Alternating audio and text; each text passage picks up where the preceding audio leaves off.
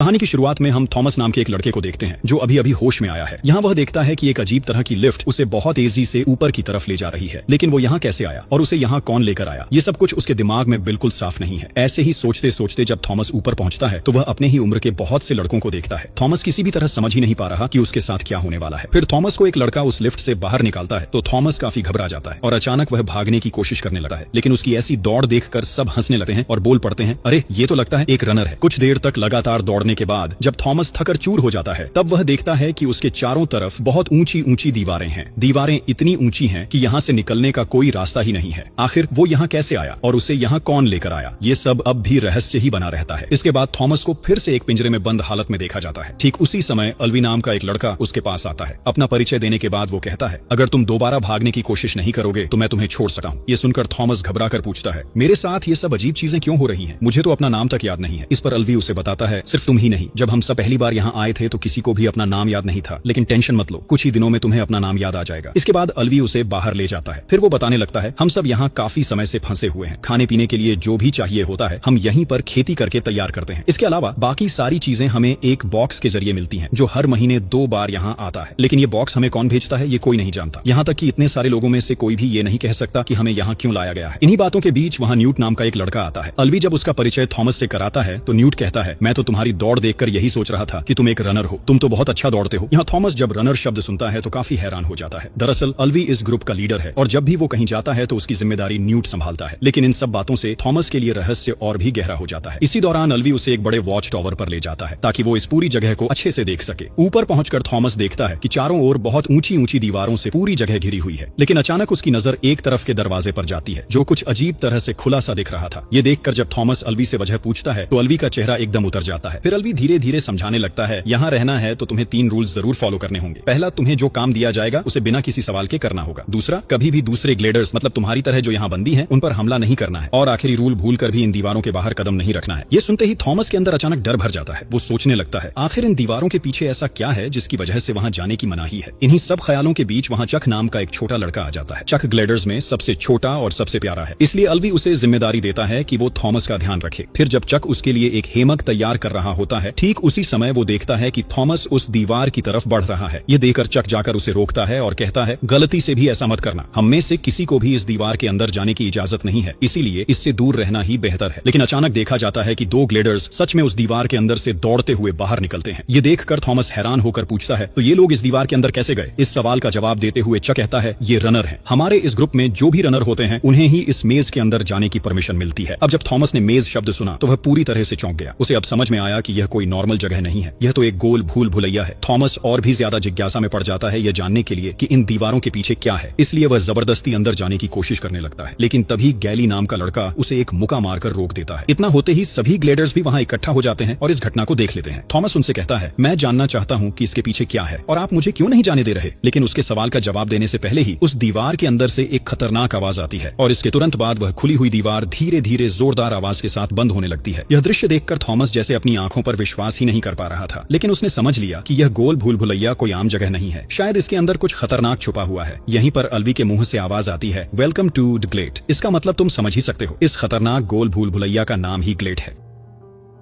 इसके बाद देखा जाता है कि उसी रात वे सब मिलकर एक पार्टी का इंतजाम करते हैं। वहाँ थॉमस और न्यूट बैठकर बातें कर रहे थे। तब न्यूट कहता है, आज तुम्हारा भाग्य बहुत अच्छा था, अगर गैली तुम्हें नहीं रोकता तो तुम इस मेज के अंदर हमेशा के लिए खो जाता। फिर न्यूट किसी को दिखाते हुए कहता है, ये हैं रनर्स के लीडर जो पिछले 3 साल से इस मेज के अंदर जाकर एक मैप तैयार कर रहे हैं। ये सुनकर थॉमस काफी हैरान हो जाता है क्योंकि एक मैप बनाने में इतना समय तो नहीं लगना चाहिए। तब न्यूट बताता है, जब रात आती है तो यह मेज बंद हो जाता है और हर दिन इसके जो पैटर्न है वे भी बदलते रहते हैं। इसका मतलब हर दिन मेज की दीवारें अलग अलग दिशा में बंद हो जाती है। इसीलिए इस पैटर्न को देखकर यह जान पाना कि कौन सा दरवाजा कब खुलेगा या बंद होगा बहुत मुश्किल है। इसके अलावा सबसे खतरनाक बात यह है कि इस मेज के अंदर एक क्रिएचर है जिसका नाम ग्रिवर्स है, जिसके सामने कोई भी आता है उसकी मौत निश्चित है। इसलिए रनर्स के अलावा कोई भी इस दीवार के उस पार जाने की हिम्मत नहीं करता। इन सब बातों के बीच गैली को देखा जाता है कि वो ग्लेडर्स के साथ दोस्ताना लड़ाई कर रहा है। अचानक गैली थॉमस को इन्वाइट करता है अपनी ताकत जांचने के लिए। मना करने के बावजूद जब थॉमस उस फाइट में हिस्सा लेता है तो गैली के हाथों वह बेरहमी से मार खाता है। ठीक इसी तरह एक बार सिर पर चोट लगते ही थॉमस को अचानक अपना नाम याद आ जाता है। आता है। वह चिल्लाकर सबको बताता है मेरा नाम थॉमस है। अब सभी ग्लेडर्स उसका नाम सुनकर उसे थॉमस बुलाने लगते हैं और खुशी जताते हैं। लेकिन इसके अगले दिन से ही थॉमस अजीब तरह के सपने देखने लगता है। वो देखता है कि एक लैब में उसे घेर कर कई साइंटिस्ट हैं और उसके साथ कुछ एक्सपेरिमेंट कर रहे हैं। ये सब देखकर जब थॉमस की नींद खुलती है तो अल्वी उसे एक दीवार के पास ले जाता है। वहां जाकर अल्वी उसे कहता है कि अपना नाम उस दीवार पर लिखे। यहाँ सभी लोग अपने अपने नाम खुदाई करके लिखते थे। कुछ नाम कटे हुए देखकर थॉमस समझ जाता है कि यहाँ लोग अपनी जान गंवा चुके हैं। इसके बाद जब उसका न्यूट से सामना होता है तो थॉमस कहता है हम चाहे तो दीवार के ऊपर से भाग सकते हैं या उस बॉक्स में छुपकर भी निकल सकते हैं। तब न्यूट हंसते हुए कहता है तुम्हारे ये सारे प्लान हम बहुत पहले ही ट्राई कर चुके हैं, इसलिए ऐसी सोच छोड़ो और काम पर ध्यान दो। इस तरह थॉमस अपने रोजमर्रा के काम के लिए पास के जंगल में जाता है। लेकिन इसी दौरान एक खतरनाक घटना होती है। एक लड़का थॉमस का पास दौड़ के आता है। थॉमस कुछ समझ ही नहीं पा रहा था कि उसके साथ क्या होने वाला है। लेकिन बेन नाम का लड़का उसे कहता है आज तुम्हारे लिए ही हम खतरे में हैं। इतना कहकर वो और भी जोर से हमला करता है। लेकिन थॉमस बड़ी मुश्किल से उसके हाथों से बचकर सबके सामने आ जाता है। यहाँ सभी लोग बेन के हालात देखकर समझ जाते हैं कि कुछ तो हुआ है। जैसा अनुमान था, जब वे बेन के कपड़े हटाकर देखते हैं तो पता चलता है कि बेन पहले ही रिवर्स इन्फेक्टेड हो चुका है और इसी वजह से अब बेन एक तरह से जॉम्बी जैसा हो गया है। इसलिए सब मिलकर बेन को एक पिंजरे में बंद करते हैं और सोचते हैं कि अब क्या किया जाए। रात को थॉमस अल्वी से बताता है कि बेन ने कहा था कि उसके लिए ही सब खतरे में है। लेकिन यह सुनकर अल्वी बताता है कि बेन पहले ही इन्फेक्टेड हो चुका है, इसलिए शायद वो कुछ गलत बोल रहा है। वैसे भी अगले दिन एक दिल दहला देने वाली घटना होती है। अगर कोई एक बार इन्फेक्टेड हो जाता है तो उसे बचाया नहीं जा सकता। इसलिए सब मिलकर बेन को धीरे धीरे दीवार के पीछे डाल देते हैं और जब दीवार आखिरकार बंद हो जाती है तो बेन भी हमेशा के लिए गायब हो जाता है। असल में एक इन्फेक्टेड आदमी बाकी सबको भी इन्फेक्टेड कर सकता है, इसलिए उनके पास उसे मारने के अलावा कोई और रास्ता नहीं बचता। लेकिन यह सब देखकर थॉमस का मन बहुत दुखी होता है। वह सोचता है कि शायद आज यह सब उसके लिए ही हुआ। उस रात थॉमस फिर से वही सपना देखता है। इस बार वह देखता है कि एक लड़की उसका नाम लेकर उसे बुला रही है और एक सफेद सूट पहनी महिला धीरे धीरे कह रही है वीकेंड इज गुड। थॉमस को यहाँ यह भी नहीं पता कि यह वीकेंड क्या है और ये लोग कौन है। जैसे ही उसकी नींद खुलती है थॉमस देखता है कि उस लड़की की दीवार फिर से खुल गई है। लेकिन इस बार वहाँ अल्वी भी 2 रनर्स के साथ घुसते हैं। यह देखकर थॉमस हैरान हो जाता है क्योंकि अल्वी तो रनर नहीं है तो वह वहाँ कैसे घुस रहा है। इसके बाद थॉमस न्यूट से इस बारे में सवाल करता है, लेकिन न्यूट किसी तरह इससे बचने की कोशिश करता है। इस तरह शाम होने लगती है लेकिन अभी तक न तो कोई रनर और न ही अल्वी लौटे हैं। पूरे ग्लेडर्स उनके आने का इंतजार करते रहते हैं। इतना समय गुजर जाने के बाद सभी लोग दरवाजे के सामने खड़े होकर बेहद चिंता में रहते हैं। दरवाजा अब बंद होने ही लगा है। तभी देखा जाता है कि अल्वी घायल हालत में किसी तरह बाहर निकलने की कोशिश कर रहा है, लेकिन तब तक बहुत देर हो चुकी थी। यह देखकर थॉमस खुद अंतिम पल में उस दीवार में घुस जाता है और उसी समय पूरा दरवाजा बंद हो जाता है। थॉमस को इस तरह देखकर रनर्स के लीडर मिन्हू कहता है गुड जॉब अपनी मौत को बुलाने के लिए। लेकिन इन बातों की परवाह न करते हुए थॉमस अल्वी को देखने जाता है। वहां जाकर वह देखता है कि अल्वी पहले ही ग्रिवर्स द्वारा हमला किया जा चुका है। इसके अलावा इस समय उनके पास यहाँ से निकलने का कोई रास्ता भी नहीं है। सब मिलाकर यह एक बेहद खतरनाक स्थिति बन गई है। इसी बीच जब वे ग्रिवर्स की खतरनाक दहाड़ सुनते हैं तो स्थिति और भी खराब हो जाती है। इस समय उनके पास भागने के अलावा कोई और रास्ता नहीं है। लेकिन यहाँ देखा जाता है कि मिन्हू अल्वी को छोड़कर खुद भागना चाहता है क्योंकि वह पहले ही इन्फेक्टेड हो चुका है और उसके बचने की कोई संभावना नहीं है। लेकिन थॉमस उसे ऐसे अकेला छोड़ना नहीं चाहता, इसलिए वह जबरदस्ती अल्वी को लेकर वहां से भागना शुरू करता है। भागते भागते वे मेज के अंदर ही खो जाते हैं। इस दौरान ग्रिवर्स उनके काफी करीब पहुंच चुका है और उनके बचने की कोई संभावना नहीं रहती। लेकिन थॉमस एक तरकीब करता है। वह अल्वी को एक रस्सी की मदद से दीवार की लताओं और पत्तियों के बीच छुपा देता है ताकि ग्रिवर्स उसे देख न पाए। इसके बाद वह और मिन्हू मिलकर ग्रिवर्स के हाथों से बचने का एक मिशन शुरू करते हैं। इस मिशन में थॉमस अलग अलग तरीके आजमाता है ताकि वह किसी ग्रिवर्स के हाथों से बच सके। लेकिन ग्रिवर्स इतने चालाक और ताकतवर थे कि उनके साथ मुकाबला करना आसान नहीं था। काफी समय तक भागने के बाद एक मोड़ पर मिन्हू थॉमस से कहता है कि वह एक बंद हो रही दीवार में कूद जाए। लेकिन थॉमस एक चालाकी सोचता है। वह उस ग्रिवर्स को उसी बंद हो रही दीवार की तरफ ले जाता है और जैसे ही दीवार पूरी तरह बंद हो जाती है थॉमस सुरक्षित बाहर निकल जाता है, जबकि वह ग्रिवर्स वहीं फंसकर मर जाता है। वहीं दूसरी ओर बाहर मौजूद सभी लोग अभी तक उनका इंतजार कर रहे थे। जब उन्हें लगता है कि सब खत्म हो गया, ठीक उसी समय देखा जाता है कि मिन्हू, अल्वी और थॉमस आखिरकार वापस आने में सफल हो जाते हैं। लेकिन यहाँ एक समस्या पैदा होती है। चूंकि थॉमस ने अपने रूल तोड़े और मेज के अंदर घुसा, इसलिए गैली उसे सजा देना चाहता है। लेकिन इस मौके पर मिन्हू थॉमस के पक्ष में खड़ा होता है। वह कहता है थॉमस ने सिर्फ अल्वी को ही नहीं बचाया बल्कि एक ग्रिवर्स को भी मार डाला, जो अब तक किसी ने नहीं किया। चूंकि उसने हमारे लीडर को बचाया है इसलिए उसे सजा नहीं बल्कि इनाम मिलना चाहिए। इसलिए अब सब थॉमस को एक रनर के रूप में देखने लगते हैं। लेकिन इसी बीच अचानक किसी ने जैसे लीव से ऊपर उठना शुरू किया। इसका मतलब था कि इस मेज में कोई नया आने वाला है। सब लोग वहां पहुंचते हैं और देखते हैं कि इस बार एक लड़की उनके मेज में आई है। उस लड़की के हाथ में एक लेटर थी जिस पर लिखा था कि वह सबसे आखिरी ग्लेडर है। ठीक उसी समय उस लड़की को अपनी यादें वापस आती हैं और वह अपना नाम न लेकर थॉमस का नाम लेकर पुकारती है और फिर बेहोश हो जाती है। ये सब देखकर ग्लेडर्स बहुत हैरान हो जाते हैं। न्यूट तो सवाल कर बैठता है क्या ये लड़की तुम्हारी गर्लफ्रेंड है? जवाब में थॉमस कहता है मैंने इस लड़की को अपनी जिंदगी में पहली बार देखा है। लड़की को ले जाने के बाद थॉमस अब फैसला करता है कि वह फिर से मेज के अंदर जाएगा और वहां से निकलने का रास्ता ढूंढेगा। लेकिन मिन्हू के मनाही करने के बावजूद थॉमस अपने फैसले पर अडिग रहता है। इस बार वह सभी रूल्स तोड़कर कुछ ग्लेडर्स को लेकर चुपके से उस मेज में उतरता है ताकि उसके रहस्य को खोज सके। मेज के अंदर जाकर सबसे पहले वे उस मर चुके ग्रिवर्स के पास जाते हैं और उसे ध्यान से देख परख करने लगते हैं। ठीक इसी समय मिन्हू उस ग्रिवर्स के सिर में एक इलेक्ट्रिक डिवाइस पाता आता है। यह देखकर सभी को समझ आता है कि ये वास्तव में कोई जानवर नहीं थे, बल्कि कुछ लोगों ने इन ग्रिवर्स को मारने के लिए भेजा था। इस डिवाइस में वे देखते हैं कि वीकेंड 7 लिखा है। इसका मतलब शायद इस वीकेंड शब्द के साथ कोई गहरा रहस्य जुड़ा हुआ है। जब वे वापस आते हैं, न्यूट यहाँ बताता है कि हमें हर महीने जो सप्लाई दी जाती है उसमें भी वीकेंड लिखा होता है। इसका मतलब है कि जिन्होंने हमें यहाँ लाया है उन्होंने यह पूरा मेज और ग्रिवर्स तैयार किया है, लेकिन क्यों उन्हें यहाँ लाया गया ये अब भी पता नहीं है। अब इस रहस्य को सुलझाने के लिए थॉमस सभी की मदद चाहता है, लेकिन गैली उसे सजा देना चाहता है क्योंकि उसने रूल तोड़ा। तब न्यूट कहता है, चूंकि हमने पहले ही समझ लिया है कि ये सब इंसानों द्वारा बनाया गया है, इसलिए हमारा फर्ज है कि इस रहस्य को खोजा जाए। यह सब सुनकर गैली काफी अपमानित महसूस करता है क्योंकि उसके लिए रूल ही सब कुछ थे। इसके बाद मिन्हू थॉमस को एक कमरे में ले जाता है जहाँ इस पूरे मेज का डिजाइन रखा गया था। पिछले 3 सालों से मिन्हू ने धीरे धीरे यह पूरा मैप तैयार किया है। यह देखकर थॉमस कहता है, तो फिर इतने समय में तुम्हें बाहर का रास्ता मिल जाना चाहिए था। लेकिन मिन्हू बताता है, इस मेज में लगातार डिजाइन बदलता रहता है, इसलिए अभी तक इसे सुलझाना संभव नहीं हुआ। इस मेज में कुल 8 सेक्टर्स हैं और मिन्हू हर सेक्टर में जा चुका था। तभी अचानक थॉमस को ध्यान आता है कि उस ग्रिवर्स के डिवाइस पर 7 लिखा है। इसका मतलब है कि यह ग्रिवर्स सेक्टर 7 से आया था। वैसे ही इसी बीच खबर आती है कि उस लड़की को अपनी यादें वापस आ गई हैं, इसलिए सभी लोग मिलकर उसके पास जाते हैं। लेकिन यह लड़की घबरा गई और पहले ही सभी पर हमला करना शुरू कर देती है। असल में इस लड़की का नाम टेरेसा है। जब थॉमस वहां आता है और अपना नाम थॉमस बताकर पहचान कर आता है तो टेरेसा थोड़ी शांत हो जाती है। इसके बाद थॉमस टेरेसा के पास जाकर कहता है, हम सभी को पहले दिन कुछ याद नहीं रहता, लेकिन चिंता मत करो, सब ठीक हो जाएगा। लेकिन टेरेसा बताती है कि उसे अपना नाम और सब कुछ याद है, बस यही नहीं पता कि वह यहाँ कैसे आई। साथ ही टेरेसा बताती है कि वह भी थॉमस की तरह रात को उसी लैब का सपना देखती है। इसका मतलब है कि शायद थॉमस और टेरेसा के बीच कोई कनेक्शन है। इसके बाद देखा जाता है कि टेरेसा अपने साथ वीकेंड नामक एक एंटीडोट भी लेकर आई है। यह देखकर थॉमस यह अंदाजा लगाता है कि शायद अल्वी को ठीक करने के लिए ही इसे दिया गया है, इसलिए वह एंटीडोट अल्वी को देना चाहता है। लेकिन पहले कोई राजी नहीं होता। तब थॉमस बताता है कि अल्वी की हालत पहले से ही अच्छी नहीं है, वह शायद इसी बीच मौत को मिल जाएगा। तो आखिरी कोशिश करने में क्या गलत है। यह सब सुनकर सभी राजी हो जाते हैं और अल्वी को वह एंटीडोट दिया जाता है। इसके बाद थॉमस फिर से मेज का रास्ता खोजने निकलता है। इस बार उसके साथ गैली भी होता है, लेकिन गैली उसे एक पिंजरे में चालाकी से बंद कर देता है। असल में गैली सोच रहा था कि आज जो कुछ भी हो रहा है उसके लिए सिर्फ थॉमस ही जिम्मेदार है, इसीलिए वह रूल्स के बाहर कुछ करना नहीं चाहता। गैली जाने के बाद वहाँ चाक आता है और वह थॉमस को उस पिंजरे से बाहर निकलने में मदद करता है। चाक तब थॉमस को एक लकड़ी का गुड़िया दिखाते हुए कहता है, मैंने इसे अपने माँ बाप के लिए बनाया है, मैं उन्हें बहुत मिस करता हूँ। हालांकि मुझे उनके बारे में कुछ भी याद नहीं है, लेकिन अगर कभी मुझे उनसे मिलने का मौका मिला तो मैं इसे जरूर उन्हें दूंगा। थॉमस तब स्नेह भरे अंदाज में चाक से कहता है, चिंता मत करो, हम सभी यहाँ से एक साथ बाहर निकलेंगे।